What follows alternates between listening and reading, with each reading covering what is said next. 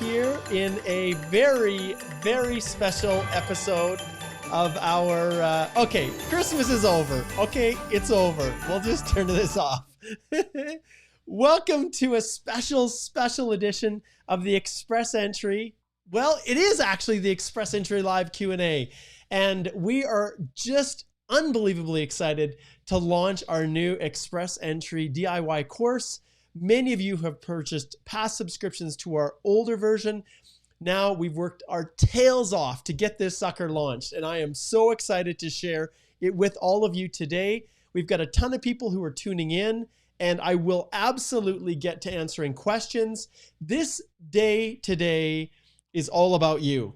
And everything that I have done as a Canadian immigration lawyer, those of you who are tuning in for the first time, my name is Mark Holvey. I am a Canadian immigration lawyer who practices out of my office, my cloud-based office in Lethbridge, Alberta. And I have some amazing lawyers across Alberta as well that practice with me.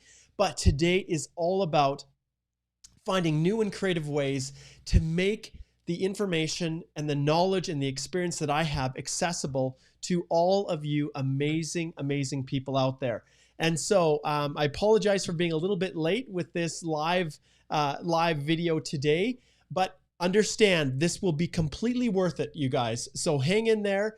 I've got a ton of things that I'm really excited to share with you.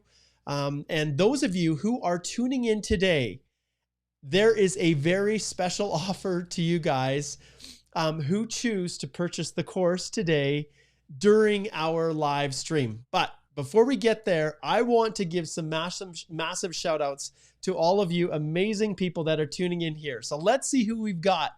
So we've got Bar 2700. How are you? I am doing fantastic, my friend. It is an amazing, amazing day. And I think this was probably the best Christmas we ever had as a family. And I am so excited to have a few days here between Christmas and New Year to share with you guys. All right, let's see who else we have. We've got Athar. Hello, my friend. Saeed, good to see you. And hi to everybody. Mugi says, hello, Mark. How are you? Number one fan. Thank you, my friend. That is awesome. Okay, let's see. Bar says, I'm listening to your podcast for a year. That is so cool. Many of you probably don't know that I have the Canadian Immigration Podcast as well. You can go check out a ton of previous episodes that I do, as well as everything that we do right here throughout our social media via video. All right, let's see who else we have. We've got Joey here. Hello, Joey. Thanks for tuning in.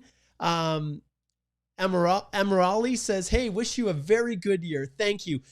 2021 is going to be amazing. It absolutely is. And this is what we're going to hear. Well, there's going to be more than just this. It's going to be fantastic. It's going to be more like this, right, you guys? All right. So let's keep cruising through here. Let's see. Bar says, I just want to wish you a happy new year in advance. Thank you so much. I really appreciate that.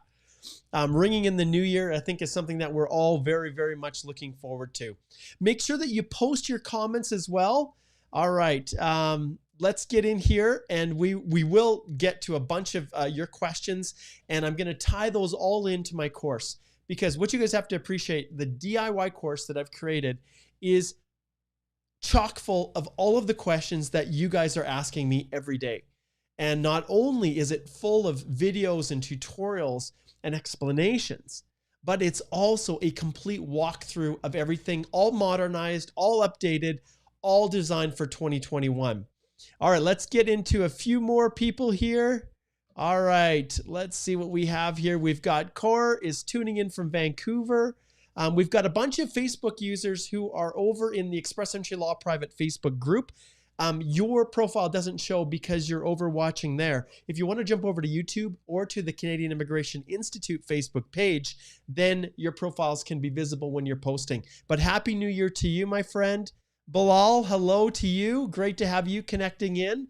We've got Lisa down in Trinidad in the Caribbean. Hello, Lisa. Awesome to have you. We've got lots of Happy New Year's. Thank you from you guys over on the Express Entry Law private Facebook group. All right, let's see who else we have here. Sager, good to see you, my friend. All right, let's keep trekking along here. We've got Ravi says hello. Hi, Ravi. Thanks for tuning in over there on Facebook. Aditya, good to see you as well. And Jagnice, we have you tuning in. Hello to you.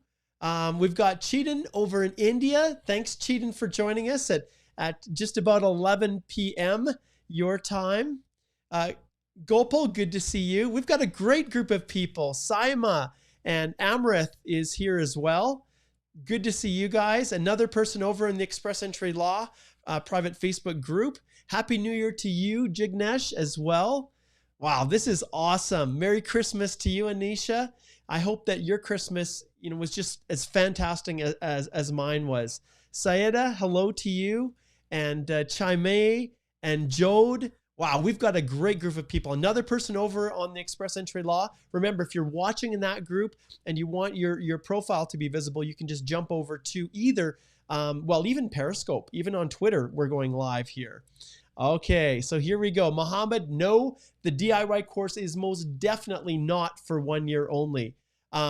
It was available on a monthly basis, and this access that you purchased that's available, we are going to open up some different accesses and some different ways in which you can purchase the course. But at this stage, there is just a one-time purchase, and then we're going to break it up into pieces. But today is a special offer for those of you who are interested in purchasing the very first access to this course. With that, Mohammed, let's jump over, and I want to share a few things with you guys. So let's go over here, and I'm going to show you how to find it. Now, there is a link in the description where you can click on it and get the 50% off, but let's just jump over here to the website and let's take a look. So, interesting little image here from Google. All you have to do is go to the Canadian Immigration Institute.com website. Then you're going to click on See Courses here, right in the middle, or the DIY courses. Either will take you to the right spot. And right at the beginning, I wanted to emphasize 2021 because this is the most up-to-date information out there. And it is hundreds of hours that we spent putting this sucker together.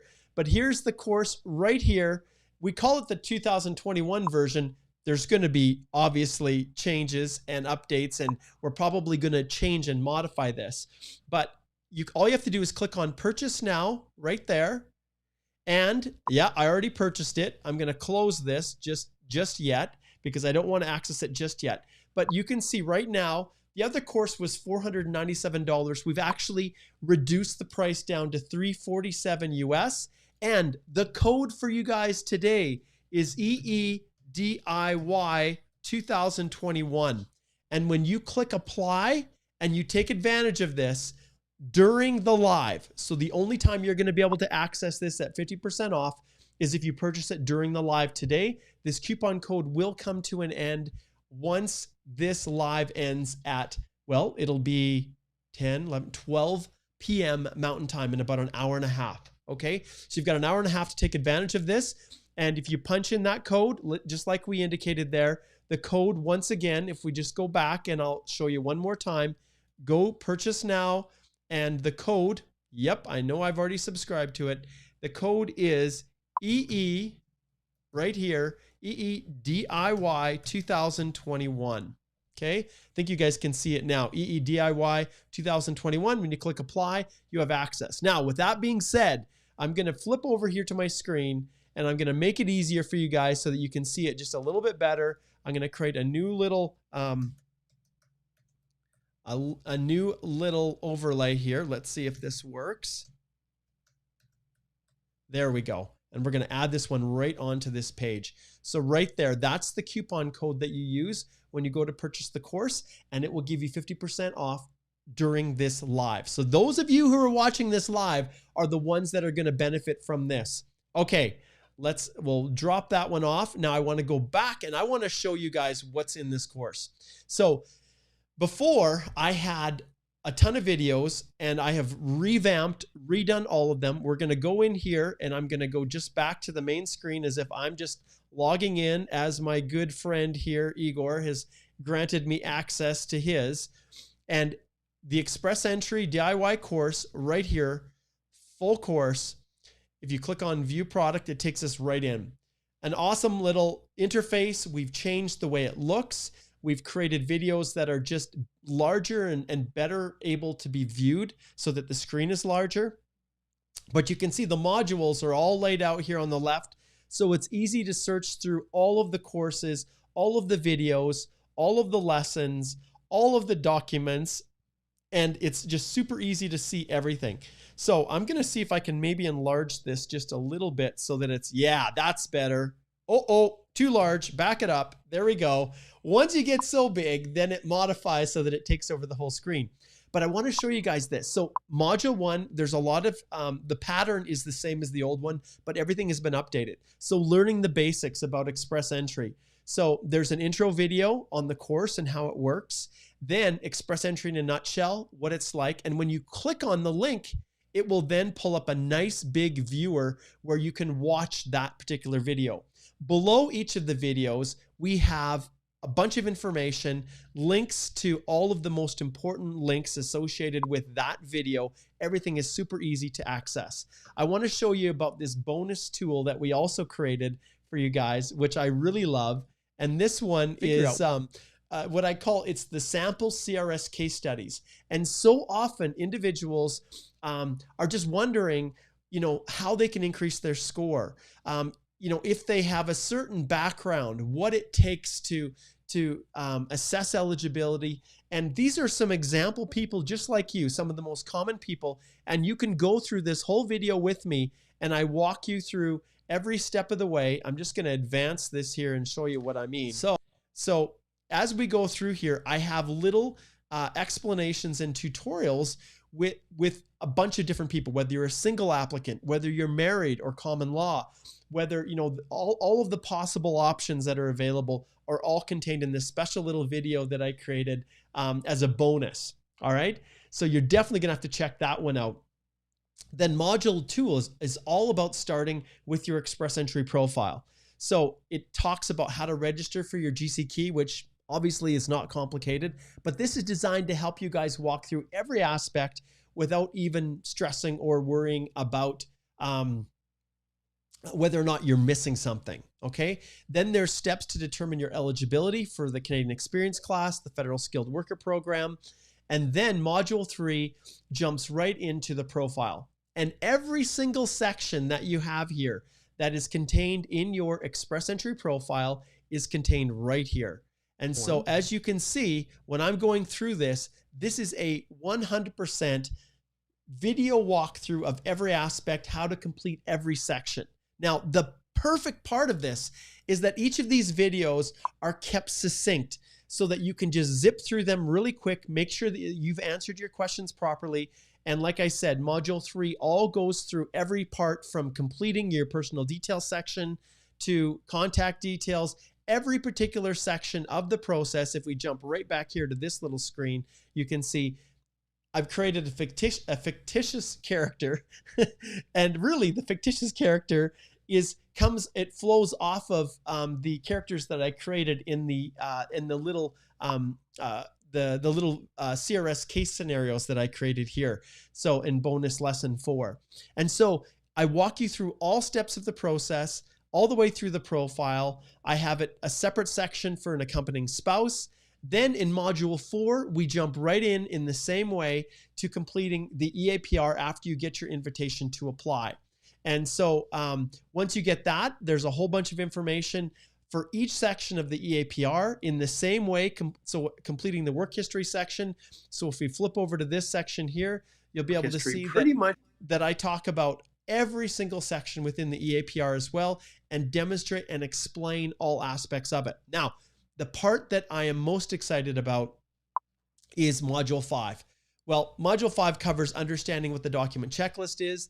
There's a bonus section that talks about the crazy document checklist. When it flips back and forth, I call it the smart checklist and the stupid checklist. And then the last part is the one that I'm most excited about, which is mastering your documents. And so in this section, I have information for every single document that you have to upload, a special one dedicated to it: passports, e-medicals, police certificates, education, employment records, offers of employment, use of rep, every document that you need. And then I also have the same member resource section that you can see right here at the bottom, translations, how to select your NOC, non-accompanying spouses, and the list goes on and on. There's even a section on letters of explanation. So that is what we have, guys. And I think many of you are probably thinking to yourself, okay, that's great, Mark.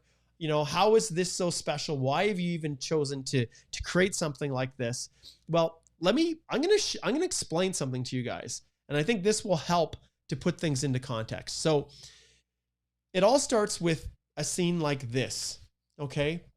So envision me, although I don't look quite as old as that grizzly guy on the other side of the desk, but envision me. This is me on the other side, and what you probably can't see is my hands doing this, right?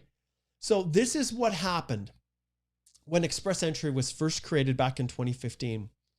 I would have couples that would come into my office and they would explain their situation to me. And a classic reason is at that time, there were individuals who had counted on getting permanent residence, and you know who you are. You're very much like these individuals.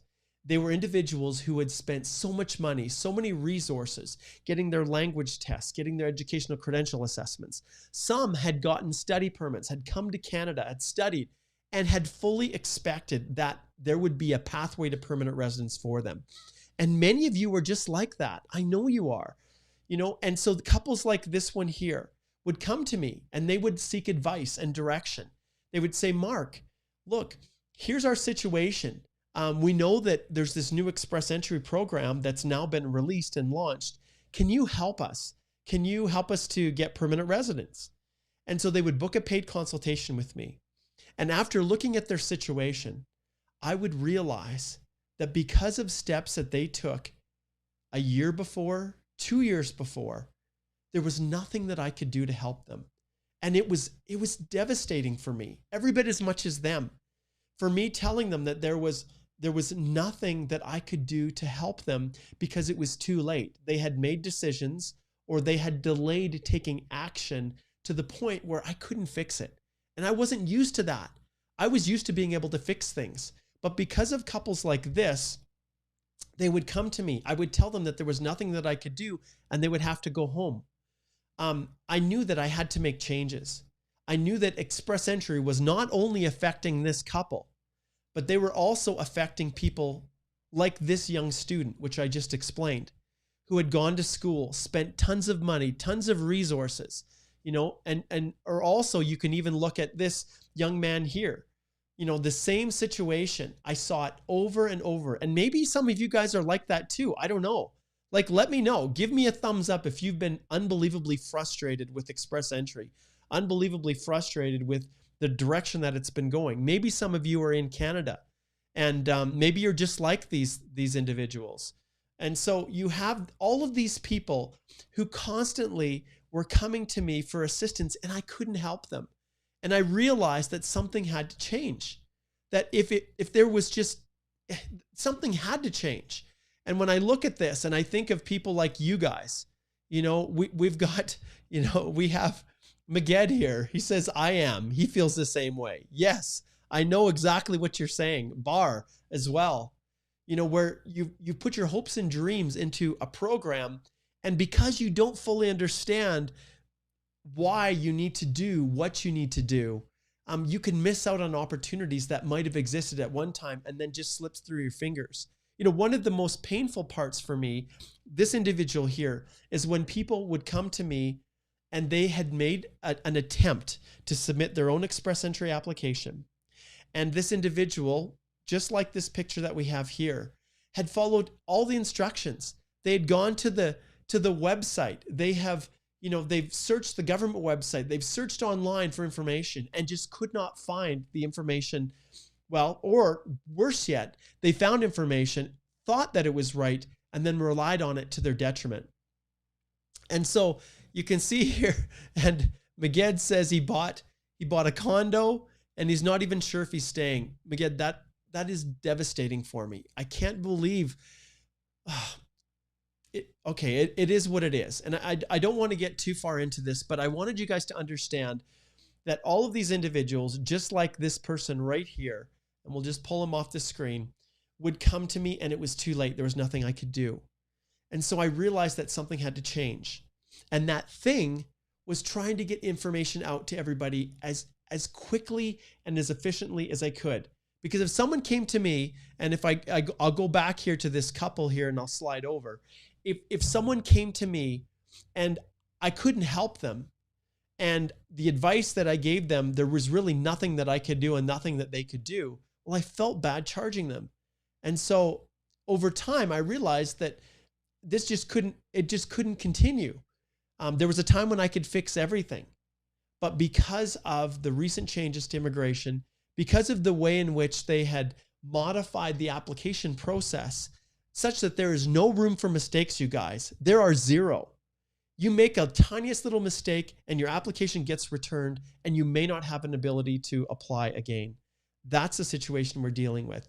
And people who get their applications refused do not go online and post their stories. They don't. Who posts their stories online? It's the people who get through.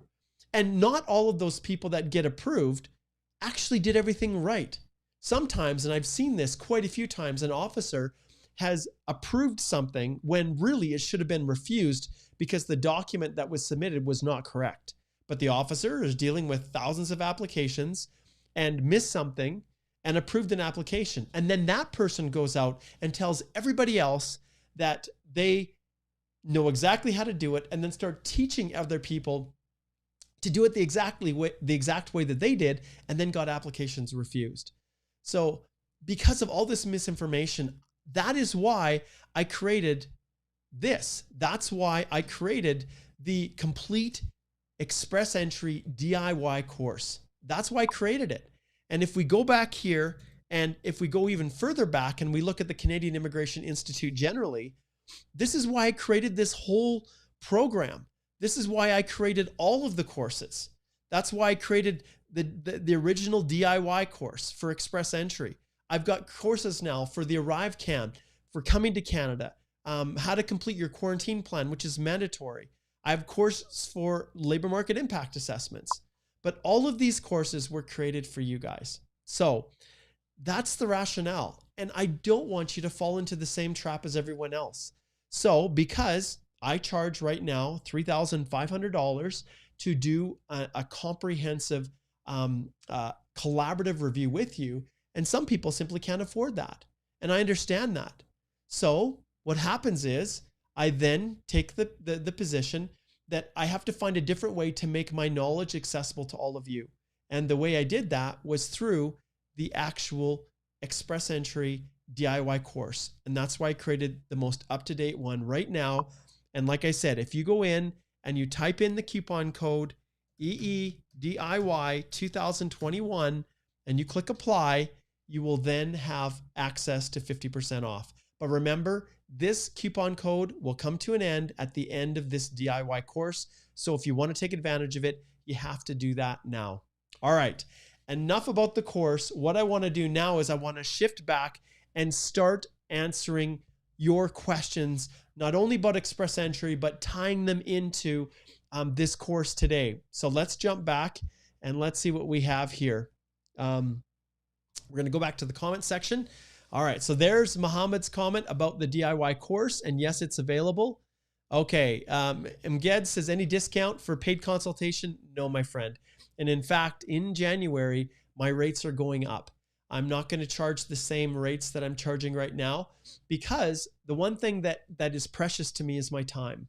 The course, I can manipulate the course. I can pour all of my knowledge and information into it. But when it comes to my time, that's something that I'm never going to discount. And in fact, in the new year, my rates are going to go up. So those of you who do want to book a consult at my regular $200 rate, plus $10 for the GST, you need to do that now because in January, those rates are going to go up for me. My other lawyers are going to stay the same at $200, but for me, my rates are going to increase.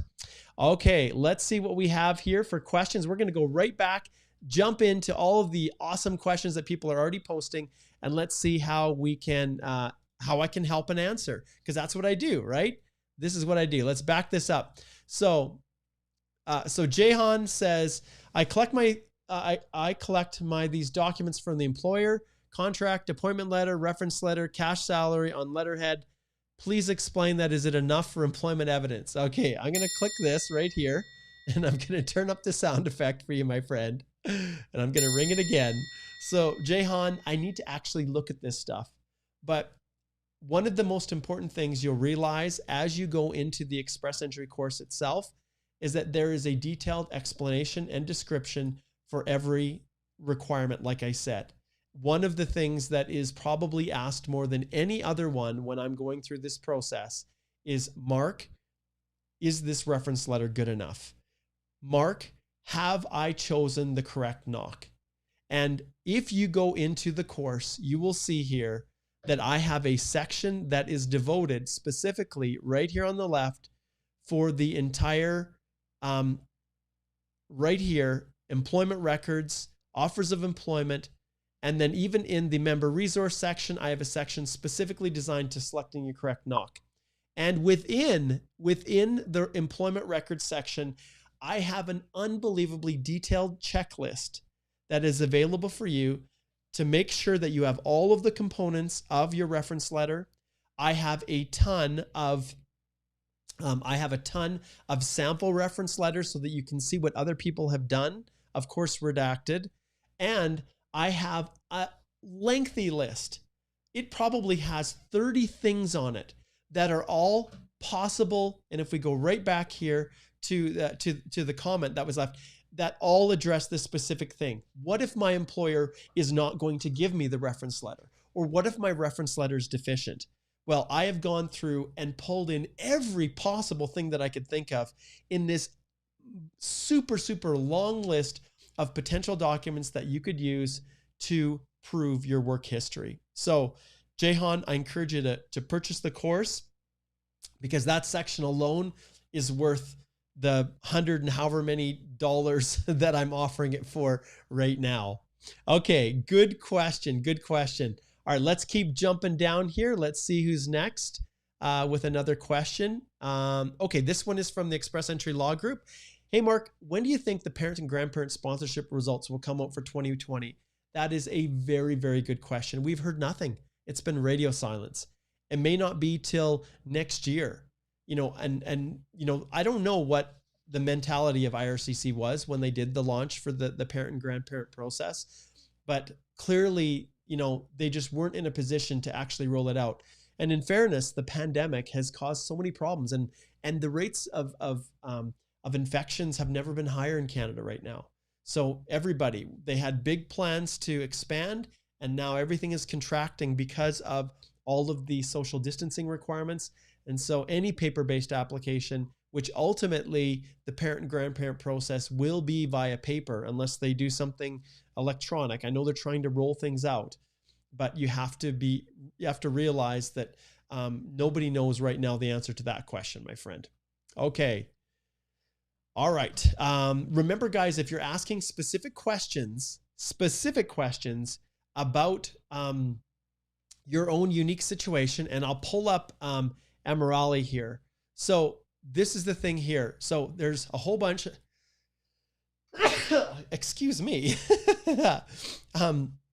If you're asking questions that are very specific to you and your situation, every time I'm going to slide over here, and I'm going to encourage you to go right here to our website, click on book a consultation, and take advantage of the rates that we have right now and book that consult. Because one thing that I'm not able to do is to give specific advice because I just don't have enough information. So you've indicated here you're working for 4 years, the first 2 years in one company, 2 years in another. Is there any problem if it will just enter 3 years both in eligibility? 1 year was paid. So basically you have to understand this is really hard to answer. If you're working for 2 years in one company and 2 years in another, if you just enter 3 years, well, I'm not quite sure what you're asking, but you don't have to indicate all of your work history. You only need to indicate the work history that you're actually claiming points for.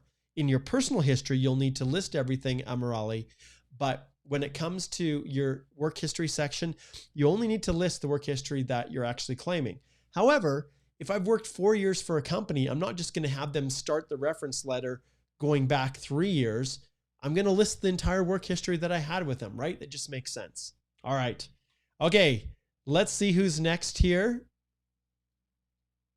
All right. Let's see what we have. We've got a bunch of people giving shout outs. And so thank you for all of your hellos and your Merry Christmases and everything. Wow. All right. This is awesome. Okay, Cheaton. You know what, Cheaton? You're the best, my friend. You are the best. It's because of amazing people like you guys. This is why I love doing this so much. Like, what Canadian immigration lawyer out there will spend the amount of time that I do answering questions and providing helpful information to people? I don't know. Maybe there is lawyers out there. I don't know. But it's the why. Mark, why do you do this? Well, because I genuinely care about you guys. And I genuinely want you guys to succeed. Do I want to make a living as an immigration lawyer? Do I want people to pay me to represent them and to help them navigate the complexities of the immigration process? Yes. I have a family. I have 2 children in university. I have 2 others in high school. I have a mother that I love and that I support. I have brothers that I support, all because of the income that I'm able to earn as an immigration lawyer. And if it wasn't for all of you, I would probably go back and live on the farm and raise cattle, and that's what I would do. Those are my roots. I'm a farm kid. I'm a farm boy.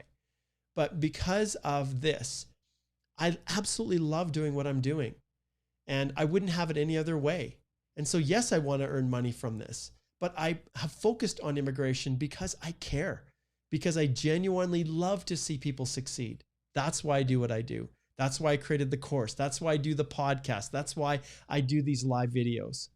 Okay, let's see what we have here. Hussein says, I'm working in a Gulf country as a storekeeper. What is the easiest way to immigrate to Canada? So I'll ring the bell there as well and say, Hussein, I recommend that you go over here and that you book a consult, and then we can go through exactly to see what your eligibility is. All right.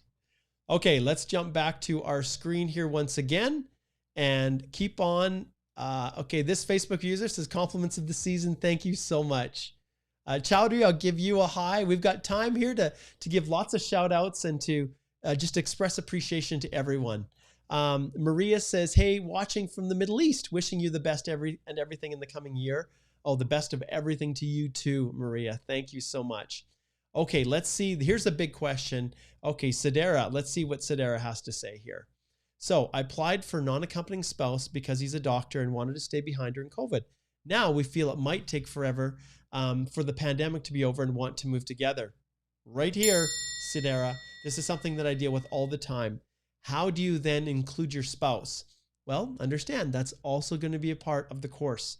And so going through all of this, it is constantly, there are resources being added to the course, more and more and more resources. And so in your situation here, Sedera, if you've listed your spouse as non-accompanying, what part of the process are you at? Have you received an ITA? Have you included, have you submitted your EAPR?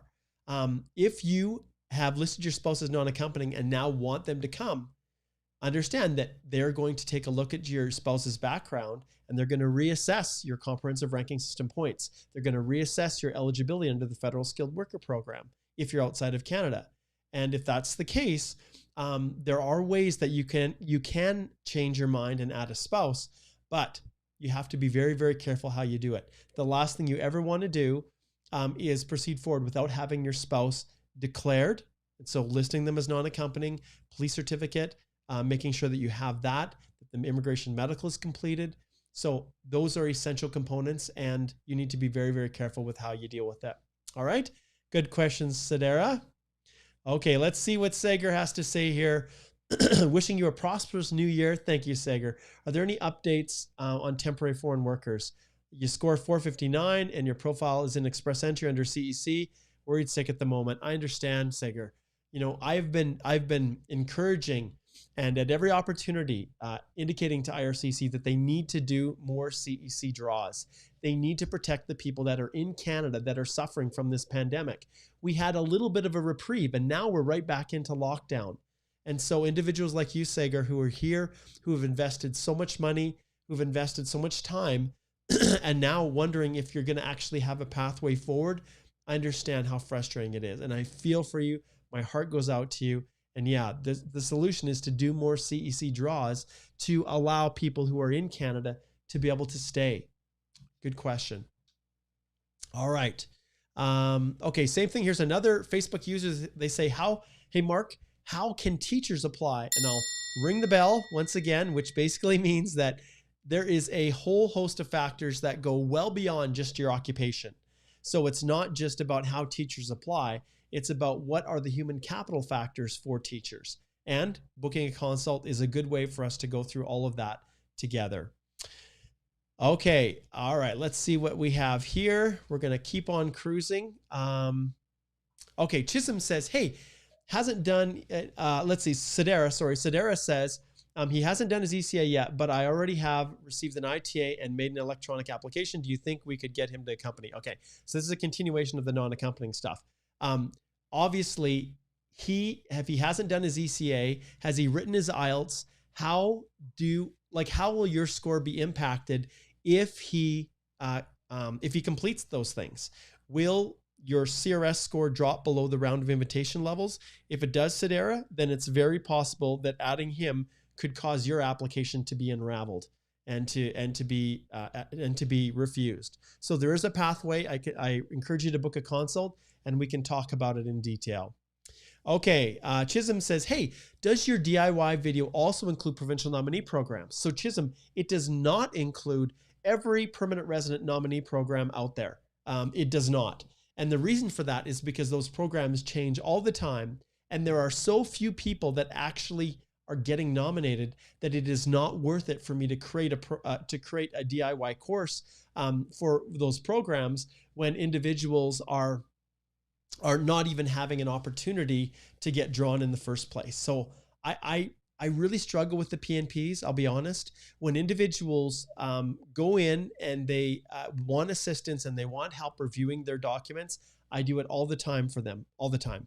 But I just don't create DIY courses for them just because of the changes that can occur so frequently within the PNPs. And it's not an investment that makes any sense for me. But we fully support people with our collaborative review model. And for those of you as well that are, that go to our website, I just want to pull something up and I want to show you guys.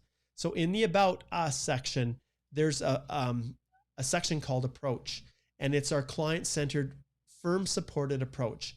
I encourage you guys to go check out the website and see how our firm operates. In here, I have a special video that talks all about our collaborative review approach that we use for everything that we use, whether it's a temporary application for a work permit, permanent residence, it's all here. So I highly encourage you guys to go and take a look at that.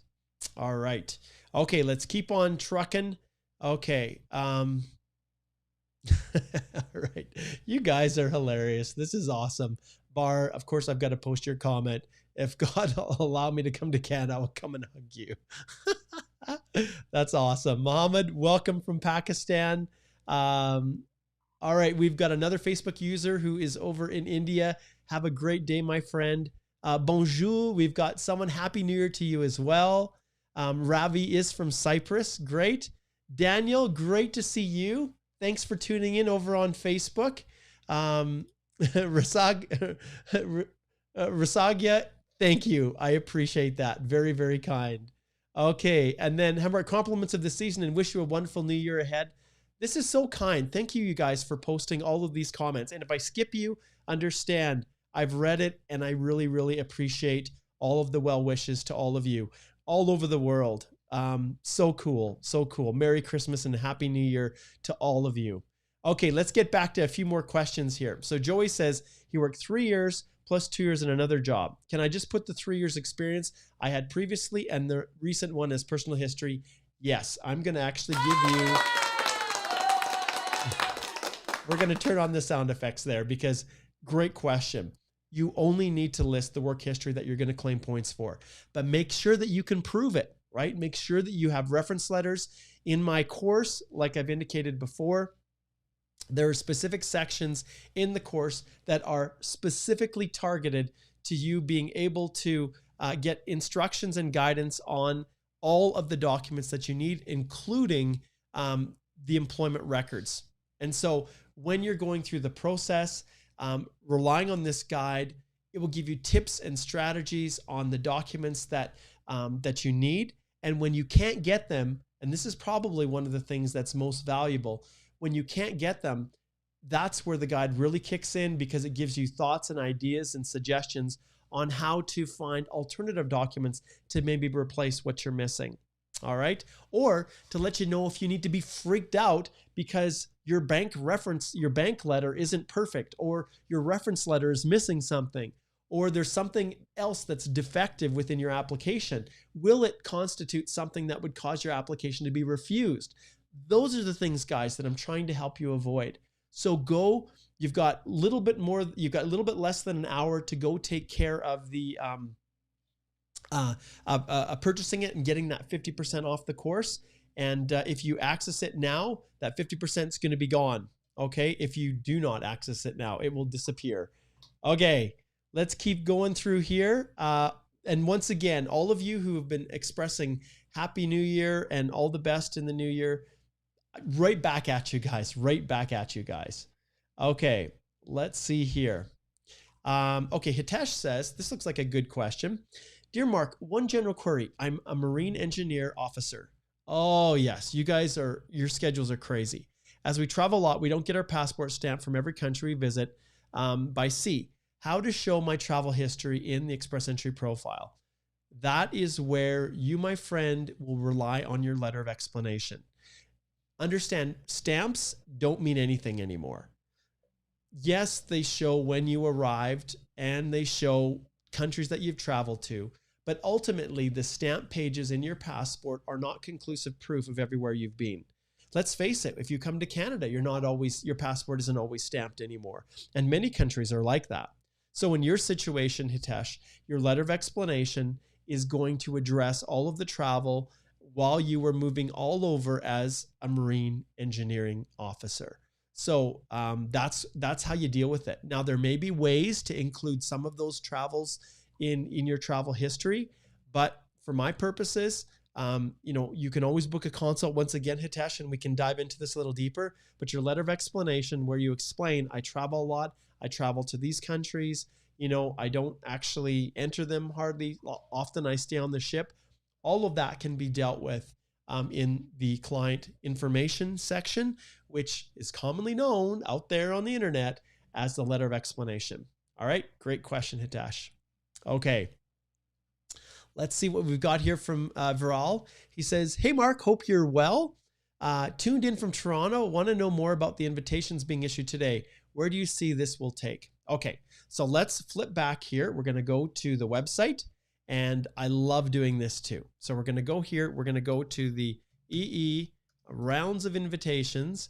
We're going to pull it up, and we're going to go to the invitations, and we're going to scroll down, and we're going to take a look here. So as you see right here, December the 23rd was the last draw. So that was last week. So today, as of today, there is no draw that has happened. Last week, right before Christmas, IRCC extended a lovely Christmas present to everyone that was sitting at 468 and has been there for a very long time. So 468, no program specified draw.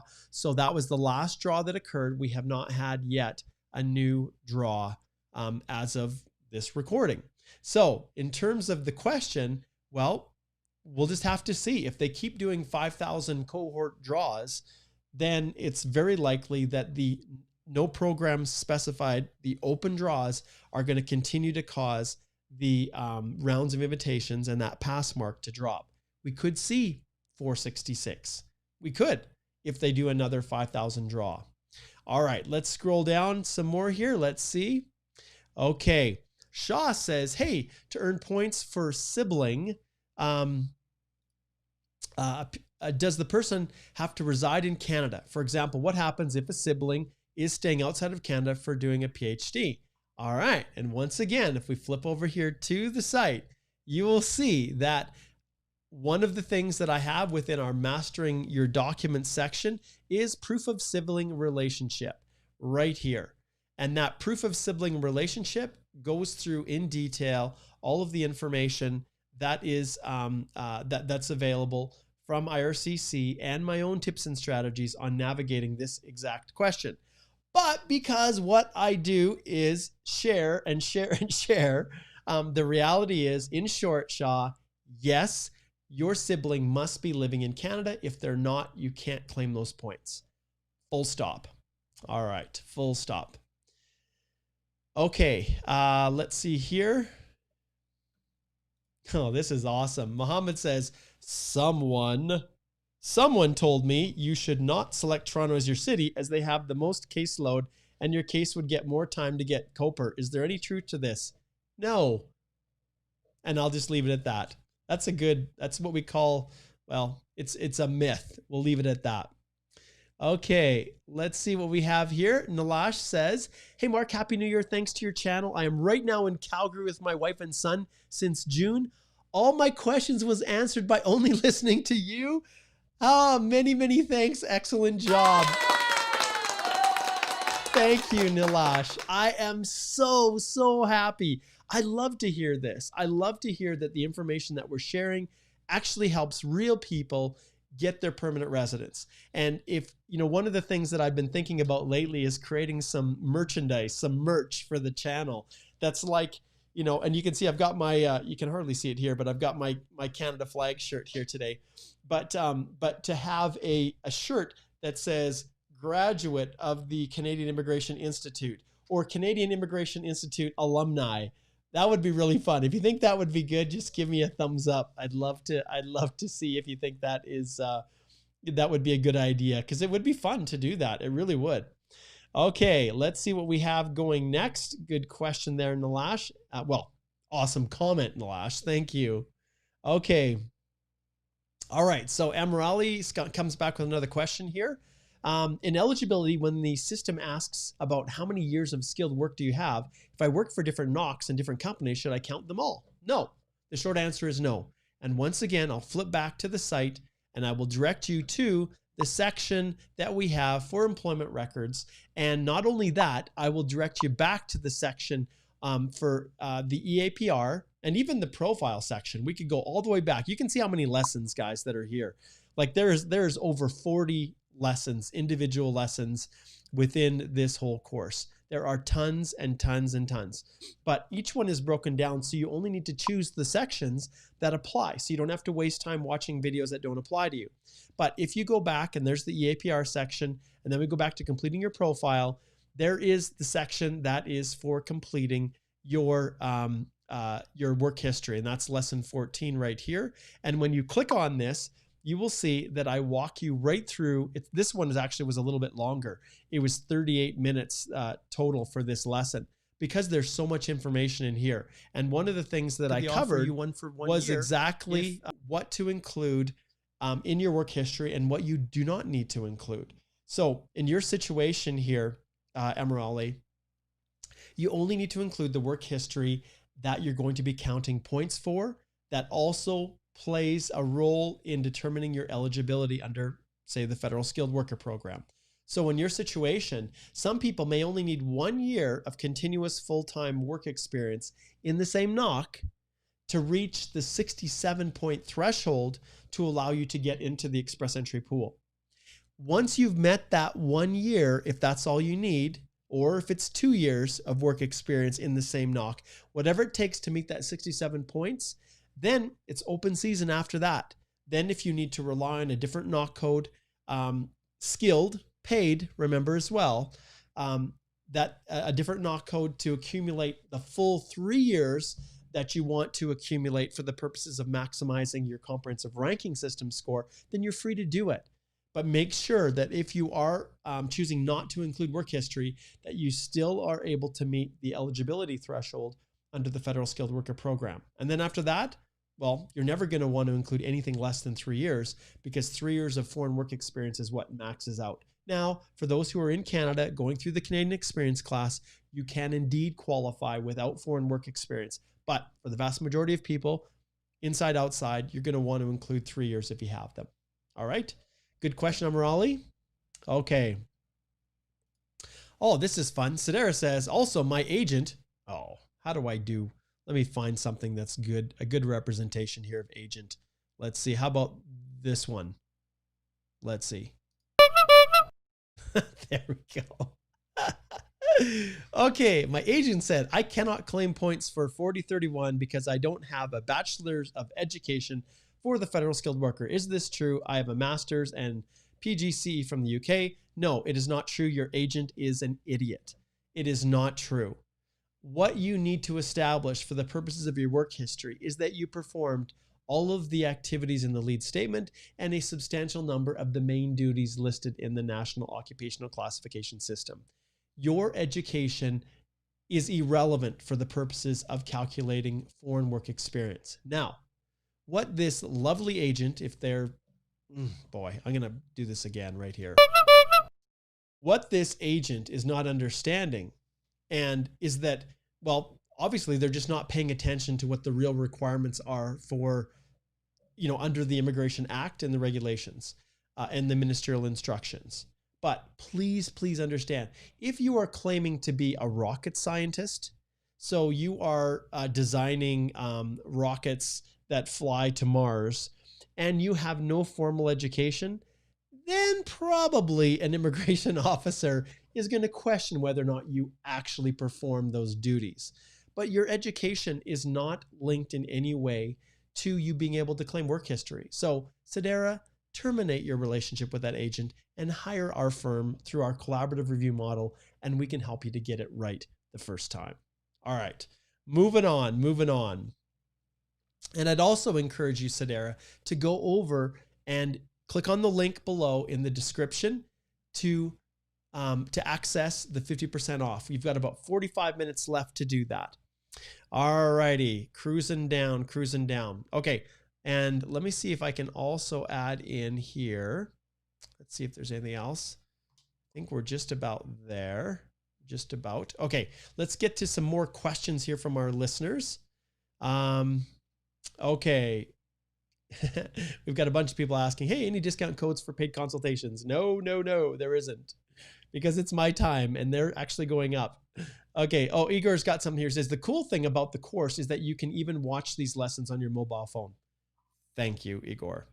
This course is entirely web mobile friendly.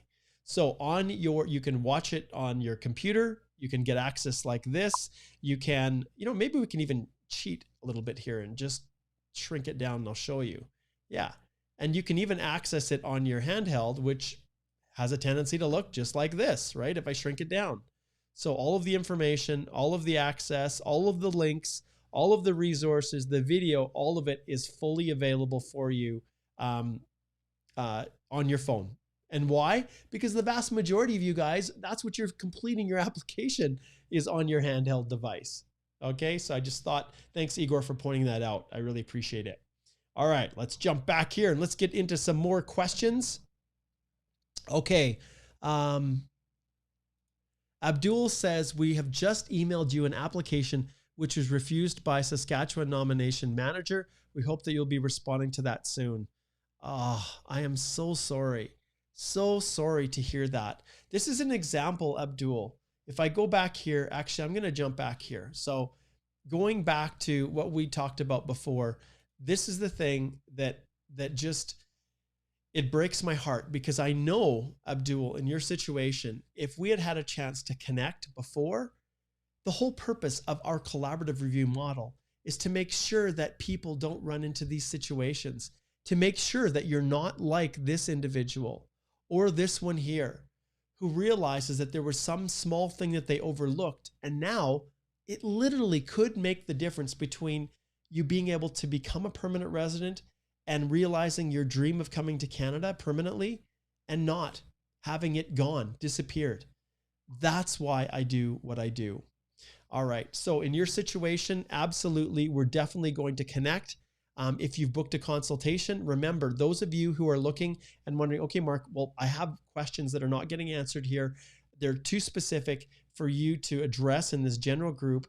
then go over to our site once again, go to the consult page, and just go down to the bottom and select which lawyer you want to access. We have 25 and 50-minute consults, and we can get you in right away and give you any help, direction, guidance that you might need. That's why we're here. All right, let's flip back. Let's see where we're at now. Okay, let's see if we've got some other good ones here. And remember, if your question is too long, I'm also going to skip past it, okay? So keep them condensed. Okay, so we'll go to Jode here. It says, hey, after the acknowledgement of receipt, I haven't heard about my medicals for 5 months. Now, your biometrics, your IELTS will expire soon. I believe both are valid even after expiry. I got an AOR and filed my EAPR and can't give biometrics. Okay, you know what? Immigration has indicated that if you're not able to do that, you notify them and they will give you extra time to complete those things. When it comes to expired medicals or other things like that, it's entirely possible that you may have to go back and get new ones, but you're not going to be prejudiced because of the pandemic. Immigration will show you mercy, but you have to be very careful how you're explaining why you can't get them. Make sure that you always tie it back to the pandemic and COVID as the reason for not providing it, because they can still refuse if you don't do that. So you need to be very careful how you're responding via the IRCC web form, or if they've indicated if there's a box or a section in your actual EAPR. I actually have, once again, if we go back here, I also have a section that is something that's really, really important that I want to point out to you guys. So in the finalizing the document checklist section right here, there is a section that is geared specifically to, and let's see, I think I have, Igor is just in the process. He's going to be uploading it. But there's a section that is all designed to give you information, instructions on uploading documents. Because one of the things people don't realize is that when we are uploading a request for further information, it's not enough to just upload that document into your personal document checklist. You must continue forward and actually resubmit your EAPR. And if you don't, then there's a high chance that your application is going to get refused, which is what happened for one of the clients that booked a consult with me last week. They uploaded the document that was requested, and then in the end, they didn't follow through and actually complete the submission of that document in the same way that you do for the EAPR. And I've got a video that addresses that specific thing. Once again, don't forget EEDIY 2021. That is how you access 50% off the course. All right, jumping back. Let's continue in here. Let's see what we've got. Okay, let's see here. All right, let's see here.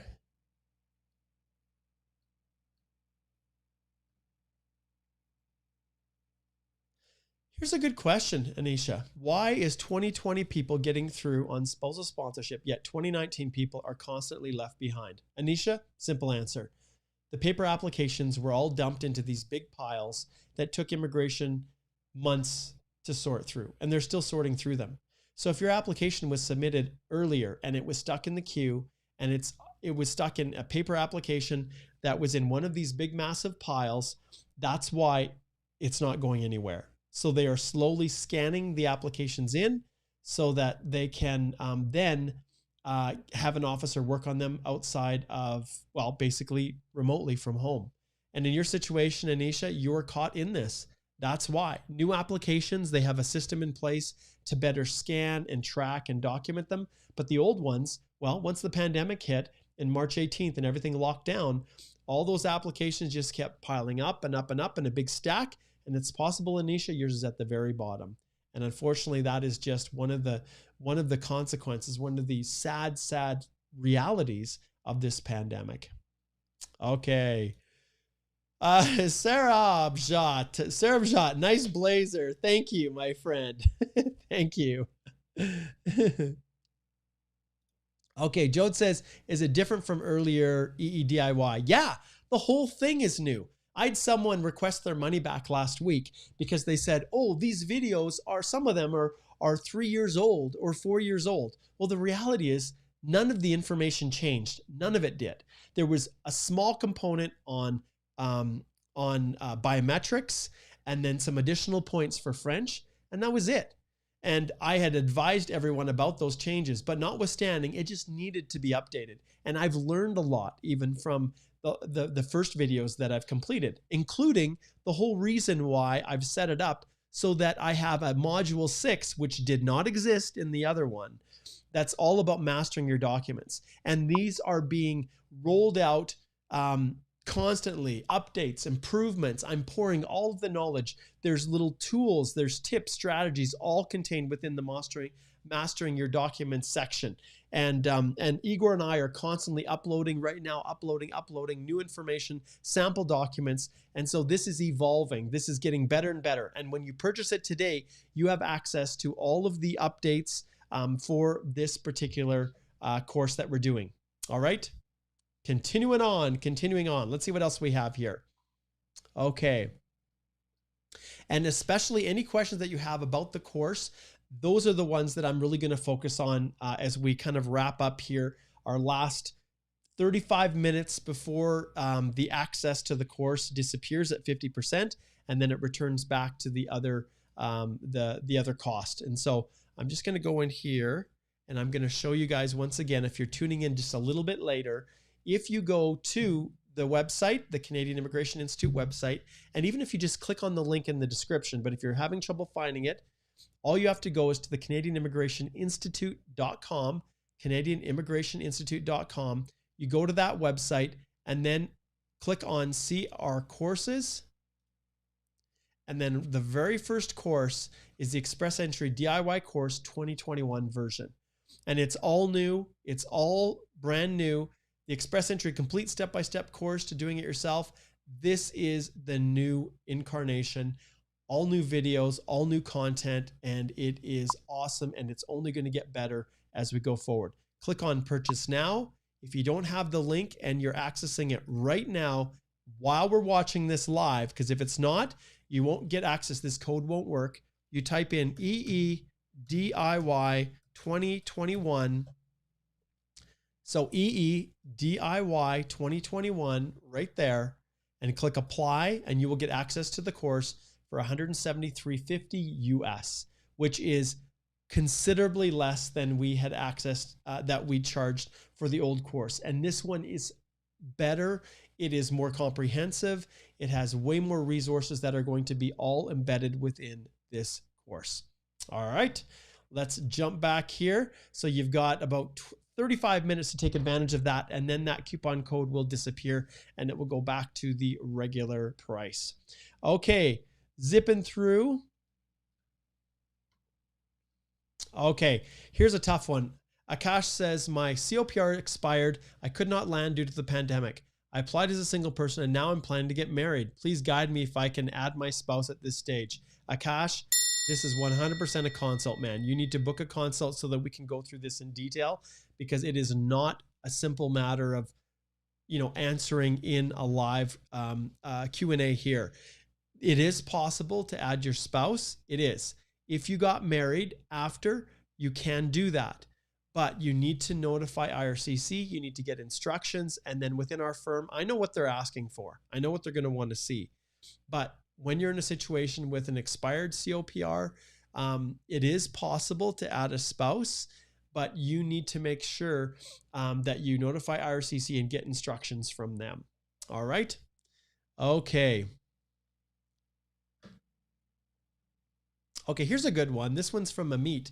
He says, my post-ITA, it asks for the country or territory of issue of the passport. In my case, I got it issued from the Indian Embassy in New York, but I'm an Indian citizen. Do I need to put US or India as the country of issue? India. India is what you put in there. All right, zipping through. Okay, here's a good one. Okay, hello, Mark. How do I verify whether my LMIA letter and offer letter from a Canadian employer is genuine? The reality is, if you have you paid someone for that job offer? If you paid someone for it, well, one, that's illegal, and you're just getting yourself into a nightmare situation. Have you had an interview with the employer? Do you know who they are? Have you had a video interview? Have you had contact with them? Or is it only through an agent?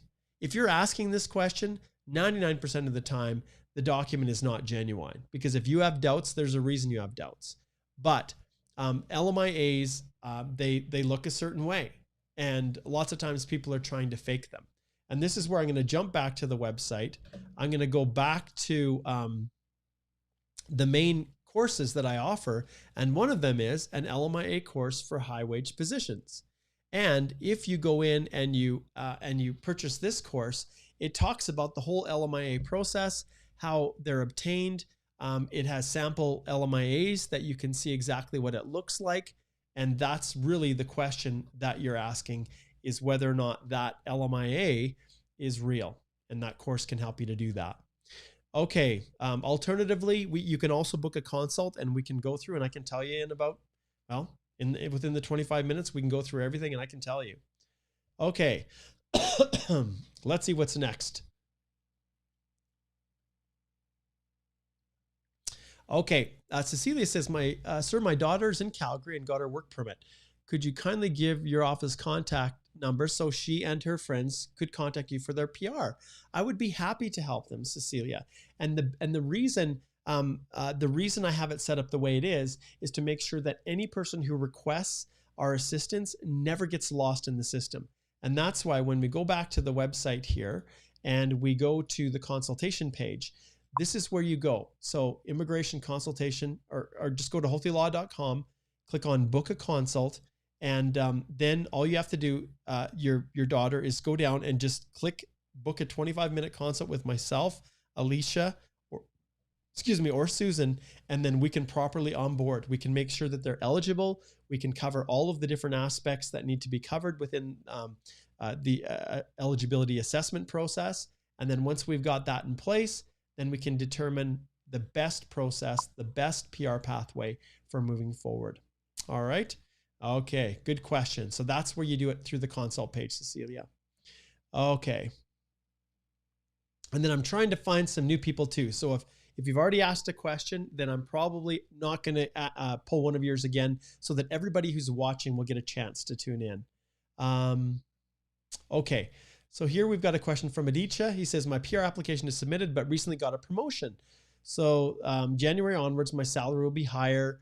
And there's other things. Okay, should I mail IRCC? And a bit nervous? There's nothing to be nervous about. Just send them an update through the IRCC web portal that says, I'm no longer working in the same position that I've indicated in my EAPR, but I actually have a promotion, and the promotion occurred on this date. Realistically, they're not going to do anything with it, but you do a test. And this is another thing that I explain in in the course, is the fact that, and I'm going to flip over here and show you guys. In here, I go into painstaking detail when it comes to actually submitting your application. I go into great detail explaining what all of the attestations mean when you're clicking submit. And many people, and this is lesson 36, submitting your EAPR and reviewing the acknowledgement of receipt. This EAPR, there's a whole bunch of information contained in both the profile and the EAPR when you're submitting it that you're attesting to. And it also, you're granting access to your personal information to the government, and they can share it with other governments that have information sharing agreements. You're agreeing to all of this, and you need to understand what you're attesting to, what you're agreeing to, and what privacy rights you're giving away by submitting your application. And so many people just gloss over it. They don't even talk about it. Well, I include that detailed explanation in here, and you guys better pay attention to it. It's not just a matter of clicking and ignoring the fine print. You need to understand what you're doing and understand what immigration can do with your personal information. All right. And for some of you who have refusals in other countries that you don't necessarily want to share, well, that's a horrible decision. You're always going to share. You're always going to disclose any prior refusals. That's what you're attesting, that you're telling everything that is true, complete, and correct. And so when it comes to updating, don't worry about it. Everything is locked in basically when you receive your ITA in terms of work history, but you're still going to update them if your current work history has changed. And that's what you're attesting to in that section that we talked about. Okay, let's see here. Erica says, What advice would you give to a future immigration lawyer about entering law school? Well, take an immigration class when you're there. But after that, understand administrative law is that class, which is a mandatory component to most law schools. That's an important class to take.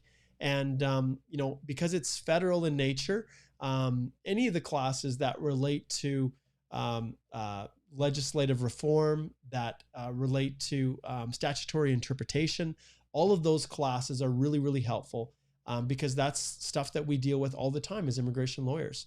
But Erica, if you have any specific questions or otherwise, I'm happy to answer them. Okay. Sam, he said, you should be a real estate broker. No, I should be a real estate agent, I think is what you're trying to say, because I'm a salesman trying to sell my course. And I can tell you, there's a reason, my friend. There is a reason why I am so passionate about this course. Why I have no problems promoting it, plugging it, because it is awesome.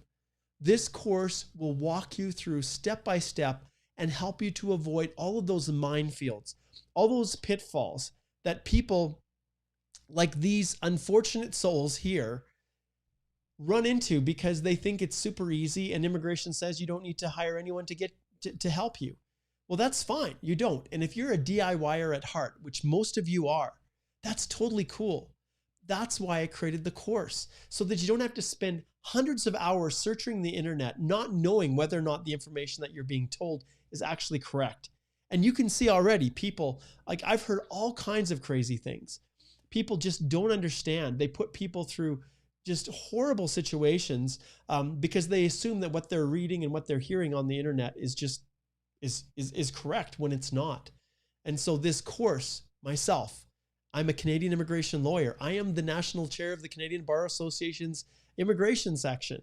I spend hours trying to figure out all of the nuances, all of the problem areas, all of the challenges that people experience with express entry. And I have poured them right here into my course.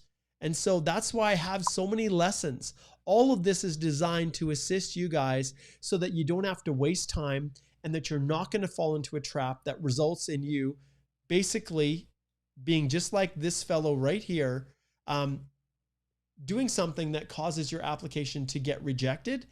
I share everything that I can with you guys to make sure that that does not happen. And so that's why I created the course. You bet. And I will promote the heck out of that course, Asam. I will promote it over and over again because I believe in it. And if you're throwing thousands of dollars away for some overseas agent, my goodness, pay the $300+ US for the course. Or if you're watching right now, get it for 50% off, and it will protect you. It will insulate you so that you avoid the most common problems people run into. And is the course so comprehensive that it addresses every single individual question someone may have? No, it's not. But I pour my heart and soul into it to give you resources and tools to make sure that you are aware when problems arise or if you have situations you need to deal with. And if you're uncertain, that's why we're here. That's why Healthy Immigration Law exists, is to provide support through a consult. And those who want complete peace of mind, you book a collaborative review where we go through everything together. That's why this all fits together into one nice little piece that allows you, all of you out there, to choose as much or as little assistance as you need and you want. All right, zipping through. Let's keep on. Starbucks says, shout out from a rainy day in Toronto. You bet. Okay. Let's see what else we have here. Okay, Rampujan says, what is the lowest mark of IELTS?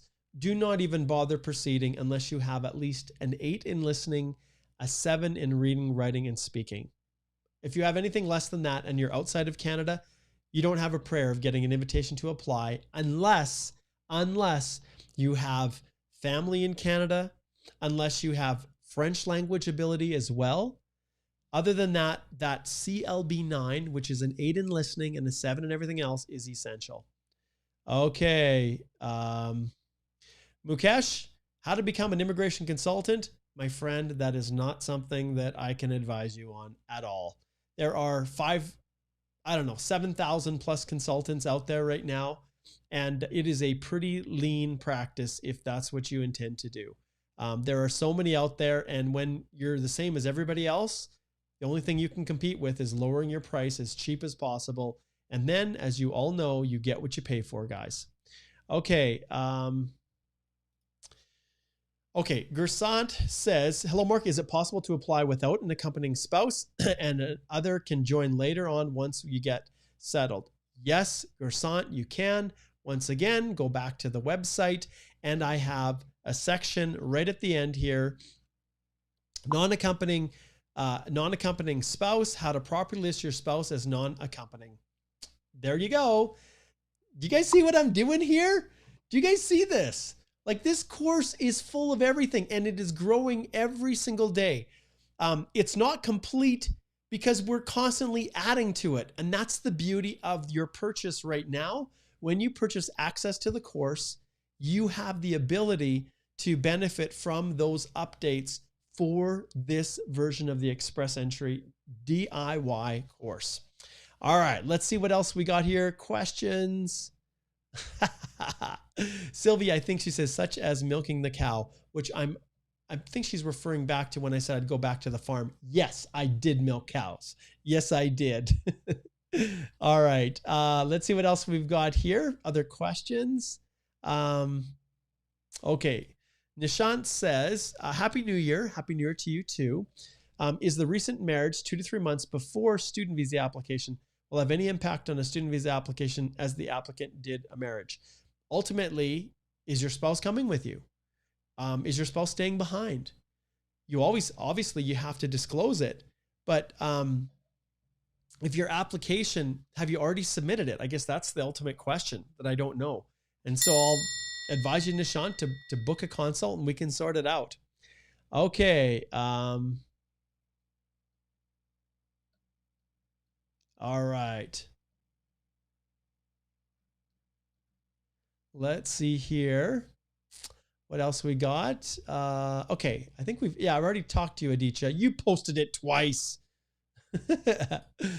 Oh, Sabia. Sabia. Hello, Mark from Saskatoon. Yeah. Oh boy, my allergies are just going crazy. I don't know why. Sabia says, hello, Mark from Saskatoon. I landed a few days back. Woo! Big shout out. We're going to give him a cheer. Fantastic, Sabia. I love to hear Canadian Immigration Institute graduates landing, getting settled in Canada. And good for you for being in Saskatchewan. Good for you for being in Saskatoon, for honoring your nomination. Awesome. More power to you, my friend. Okay, let's see what we have here. Okay, here's a good one. Amit says, what if the wife gets pregnant after the ITA and acknowledgement of permanent residence? She can't take the x-ray. Will CEC proceed with my app and then wait for me to upload the x-ray after the baby and I add the baby to profile? Amit, it will delay everything. So if your spouse is accompanying, then you can pretty much guarantee that you're going to add on another 6+ months because the baby will have to be born. The x-ray will have to be done. The baby will then have to be included within your application. You'll have to update your forms, and it's a convoluted process, one that I recommend you book a consult. But all you need to do is, as you're getting closer to the process, when they're getting ready to finalize your application, if the baby has not yet been born, and your spouse is still waiting on that medical, they're not going to land you unless they have a complete medical. And so it'll really, your wife will need to have the baby and complete the medical and get all the child's information all uploaded and included with your application. And you definitely want to do that. You don't want to try to land, without them. I think you just want to come as a family, but it's obviously up to you. Okay. All right. Let's see here.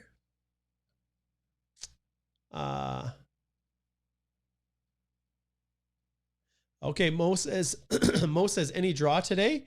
So if we flip over to the website, remember we just had one last week. So if we go over here and we check it and we'll refresh it, see if, it's always fun to see if any changes have occurred. So we'll refresh this, and this is as of 11:41 a.m. You have about 20 minutes left to benefit from purchasing the course 50% off, then it will come to an end. So just giving you a little bit of a notification. 41. You've got about 20. You've got about 20 minutes. Yes. Okay. So if we look here, you'll see we're still December the 23rd. So draw number 170 last week. No new draw. All right, but it's kind of fun to take a look and see what we have. All right. Okay, and once again, going back, you guys, when you go back to the Canadian Immigration Institute and you click on the courses, the DIY courses, you can also click on the link in the description. It will take you right there. But if you click on 2021, that's how you know you've got the right one. Purchase now. And all you have to do is just type in the code, which if you don't already have it, it's EE DIY. Make sure we got the Y right here, 2021. EE DIY 2021 to get the price reduced from 347 US to 173.50 US.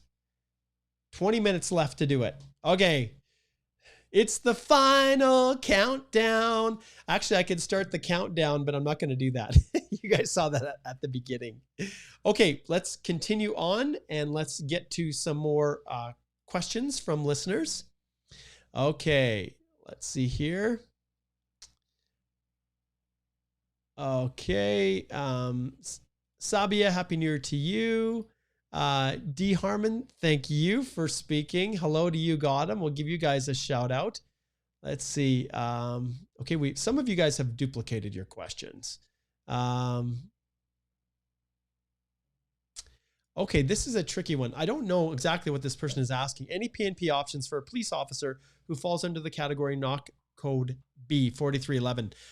Understand that it all comes down to human capital, my friend. And as far as PNP options, that would require a whole video in and of itself. But I recommend you book a consult and we can take a look and see what options might be available. Or sometimes the answer is that there are no options, and at least you know not to blow your money or waste your money on some agent who's promising some possibility that doesn't exist. Okay.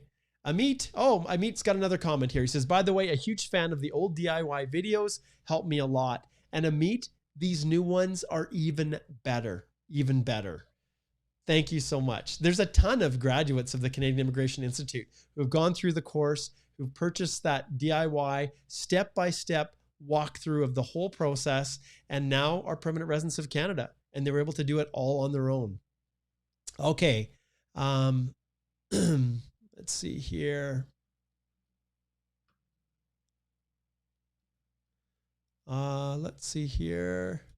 Okay. McGee says, will I need an account and maintenance letter with 6 months balance, even with the gift deeds? Understand that you always are going to get your letter from the bank. And once again, proof of funds is all listed specifically in my guide, detailed information, but you need to follow the specific instructions and get the letters regardless of gift deeds. When it comes to gift deeds, I also include the source. So any transfer slip showing the source of the funds from the account it left from and the account, the one that you're including in your proof of funds. Okay. So, excuse me. That's what I do, Mugees. All right. Cruising on.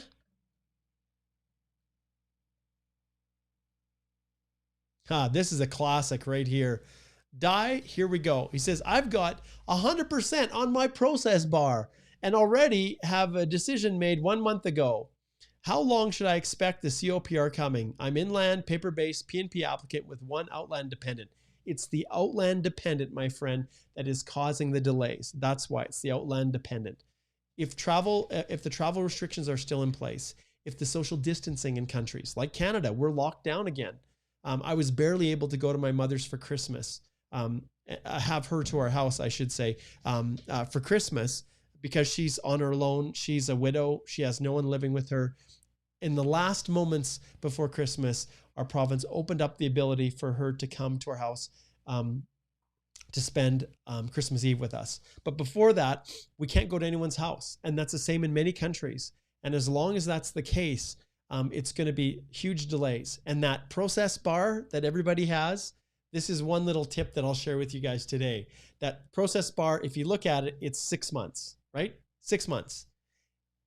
The process bar will advance. At the 1 month period, it will be 1/6 of the way through. At the 3 month period, it will say it's 50% complete. At the 6 month period, it will say 100% complete. It means nothing with respect to the actual stage in which your application is at. It's just this nice little toolbar that hopefully immigration is going to prevent people from calling the call center, but it's not specific. All right, continuing on. Good question. Okay, let's keep zipping through here. Okay, John says, I will enroll with your EE online course and will try to apply in your company, HIL. You're a blessing to many. John from the UAE. Thank you, John. Big cheer for you, my friend. Appreciate that a lot. Okay. Okay, cruising on. Actually, I'll pull up yours, D. Harmon. So 6322 is not in the PNP. When can this be included or totally canceled? Not a clue, my friend. Each province will designate which occupations are on their in-demand list. And depending upon which knock code you have, sometimes you're on that list, sometimes you're not. There is no way of determining. As far as totally canceled, I don't know what that means. All right, moving on. Okay, Anik, right here, my friend. Have a few questions. Post ITA, document upload. Do I need to upload multiple passports or just the current one? I just recorded this morning one on passports. People would think, why do you waste time recording a video that is specific only to passports, which is this one right here at the top under my Mastering Your Documents, Module 6, one specifically for passports. Why did you even waste your time, Mark, doing that? Well, the reason that I wasted my time doing that is because of individuals like Anik, who was asking questions about, what do I need to know about these passports? Is there something that I'm missing? And in this case, do I need to upload multiple passports or the current one? Question number one, you only need to upload your current passport. Do I need to upload back page of eMedical, which is blank? No, you don't need to upload a blank page unless there's something written on it. Both of those questions answered in the DIY course. All right, we're down to about 10 minutes, you guys. 10 minutes, and it is shutting down the 50% off, and it's going to go back to the 347 USD. Okay, moving on here. Let's see. Okay, so this one, Delara, I'm going to click the triangle. Brother in Alberta, you need to book a consult to see what possibilities there are. However, understand, often family in Alberta isn't going to get you any kind of a benefit. What drives the ship is your knock code. But even then, the express entry stream in Alberta is shut down right now during the pandemic. So they're not extending any notifications of interest to people. All right. Moving on. Let's see here. Okay. Mohammed says, hi there. Thank you very much for your time. What effect will a pending asylum application in the US have on one's chances to immigrate to Canada? Well, having an asylum claim in the US isn't necessarily going to prevent you from applying for permanent residence in Canada if your human capital is high enough. But if you're looking to come to work or to study or to visit, it's going to be a significant barrier in you being able to secure any kind of a temporary status. So yeah, when it comes through immigrating to Canada through express entry, there is no outright bar, but you definitely need to disclose everything about that asylum claim. All right, Divine, good evening to you. Thank you for tuning in. Okay, zipping through here. Let's see. Okay. Banayash says, hello, sir. Regarding my proof of funds, I sometimes borrow money to friends and then get it back, maximum $1,000. Do I have to explain it once I re-inject it to my account? If you feel like you need to explain it, then go for it and explain it. Immigration will ask questions about money going out and, well, more so larger sums of money coming in. And so there is no threshold for when an officer could ask about funds coming in and the source of those funds. We just don't know. So it really just comes down to, well, when I go through an individual's application and I kind of put my immigration officer hat on, that's where I make a determination based on the entirety of a person's application, whether or not we need to disclose the source of money coming into an account. But I will tell you, generally speaking, for me, if I have $1,000 coming into an account, I don't worry about disclosing the source of that. If there's $5,000 or $10,000 that form a substantial part of your settlement funds, then yeah, I'm probably going to explain where that came from. All right, let's see what we've got here. Okay, once again, Kamal, I'm going to ring this one here. Can you get PR after completing 2 years of study in Canada? At being 40 plus years, there are a whole bunch of other factors that have to be considered. The older you get, the more difficult it is, for sure. And those of you who are older, who thought, hey, it's a good idea to come study in Canada because some education agent duped you into coming to attend a one-year program, and now you have no options. Oh, avoid one-year programs like the plague. I really, really do not like them. I only advise clients 2 years, and then you can get a post-grad work permit. In this case, Kamal, 2 years studying does then open the door for a 3-year post-grad, and maybe that extra work experience will compensate for the many, many age points that are being lost. Remember, once you hit 30, you're losing 5. 31, another 5. 32, another 5. All the way to 40 when you start losing 10 points. So the challenge with being 40 plus, which is what you've indicated here, I don't know what 40 you are, but if you're 45, you're not getting any points, 0. So those are all factors to take into consideration, Kamal, but I recommend your friend books a consult because now is the time to start planning and to determine not burning up post-grad work permits working in jobs that are meaningless or that won't help. All right, we've got 7 minutes left. 7 minutes left. Okay, Syed, you've asked this about 5 times, and I think I've already answered it, but I will address it. What's the meaning of foreign work experience? Foreign work experience is any work experience outside of Canada. Full stop. That's what it is. There's no extra marks. Foreign work experience is an essential component of the process. Once you hit 3 years of foreign work experience, you are maxing out your benefit of foreign work experience. Okay, zipping through here. Let's see. Got lots of questions. There's Facebook users. Those of you who are showing up as Facebook users, it's because you're watching from the Express Entry Law private Facebook group. If you want to jump over to the Canadian Immigration Institute Facebook page or the YouTube channel, then your profiles will be visible and we can see who it is. Hitesh, thumbs up to you too. Okay. Okay.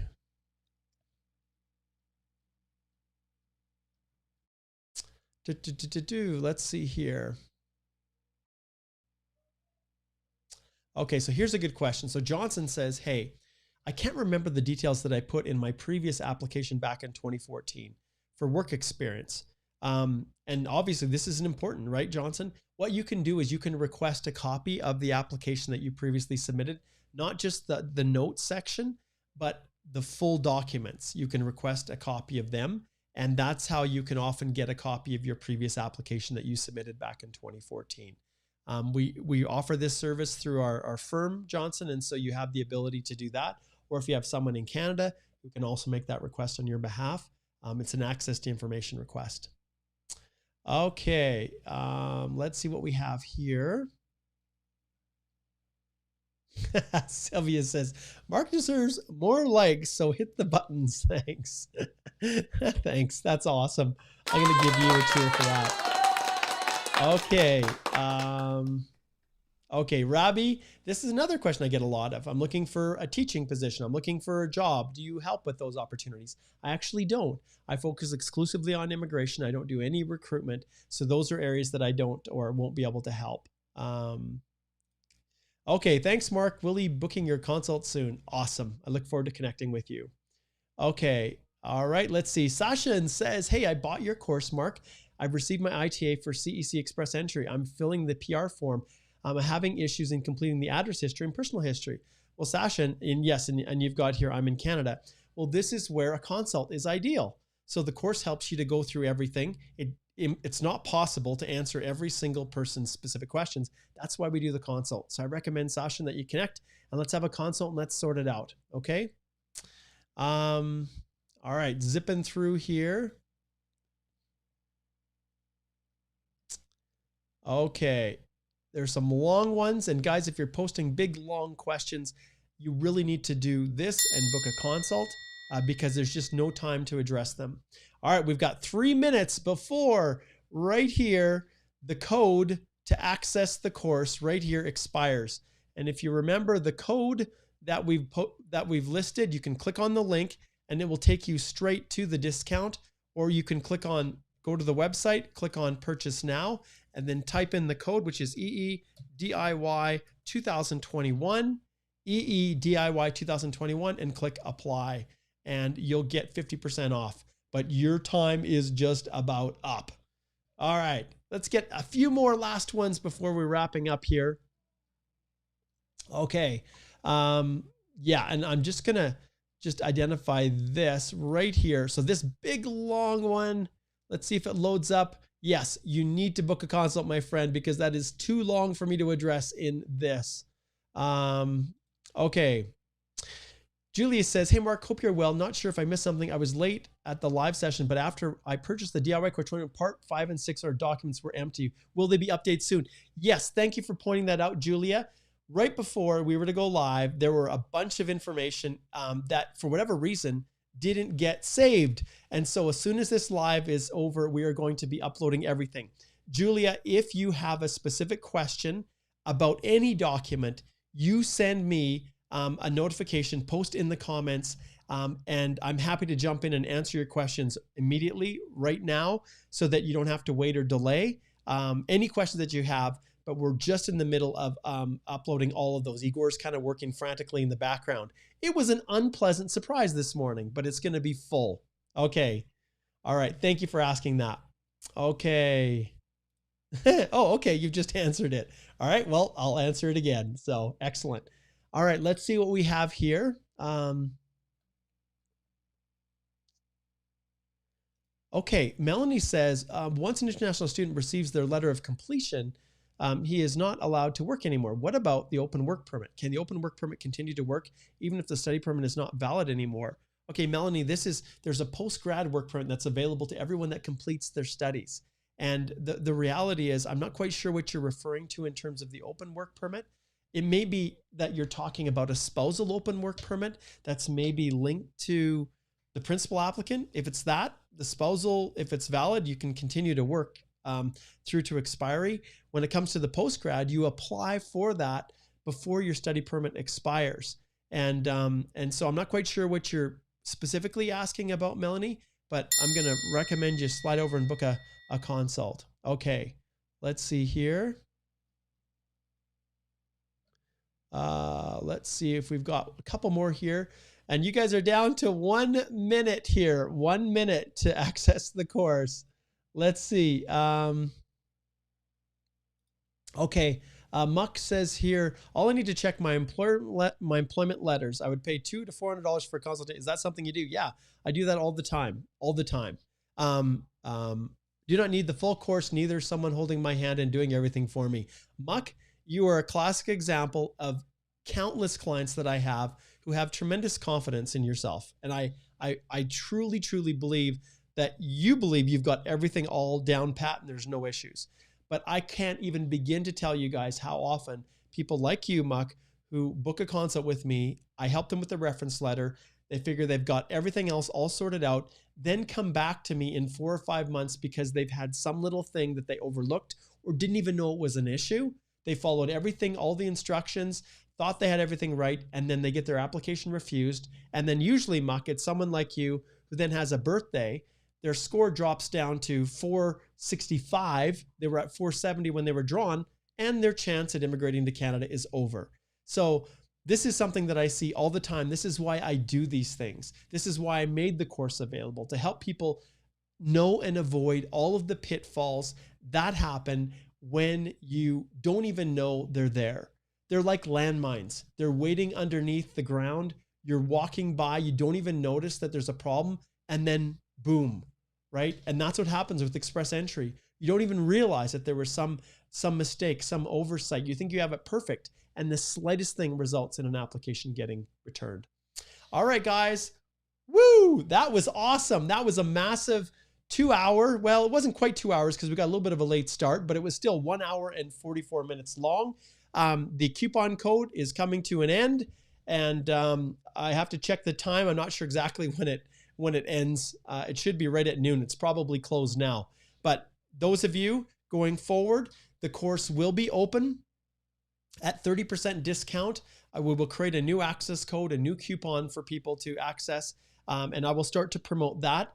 30% off the lifetime, the lifetime access for this course will be available through to really for 2 more days till the end of the year.